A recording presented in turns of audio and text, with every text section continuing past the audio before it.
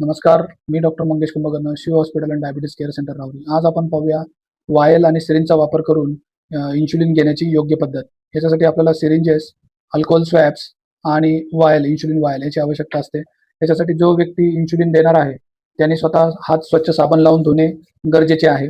Alcohol स्वॅब्सचा वापर करणं गरजेचे आहे. यासाठी अल्कोहोल स्वॅब जे आहेत ते अशा पद्धतीने मार्केटमध्ये उपलब्ध असतात.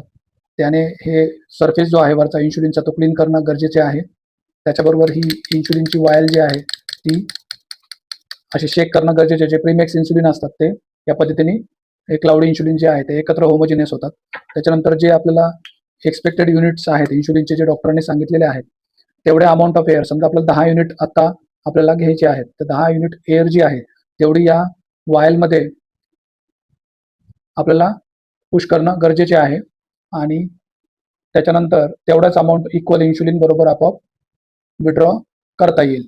आणि या पद्धतीने जे सबक्युटनस रूट आहे ज्याच्यामध्ये ॲब्डोमेनचा एरिया ज्याच्यावर अल्कोहोल स्वॅबने ते क्लीन करायचा आहे किंवा हातावरचा एरिया किंवा मांडीवरचा एरिया अल्कोहोल स्वॅबचा वापर करून तो क्लीन करायचा आहे. आणि त्याच्यानंतर 90 डिग्रीजमध्ये हे इन्शुलिन आपल्याला अंबालिकसच्या अराउंड ॲब्डोमिनल सबक्यूट घ्यायचा आहे 45 to 90 डिग्रीजमध्ये. या पद्धतीने आपण इन्शुलिन घेऊ शकता. आपली काही शंका असल्यास आम्हाला नक्की कळवा. आम्ही पुढच्या व्हिडिओमध्ये त्याचं उत्तर देण्याचा प्रयत्न करू. थँक्यू.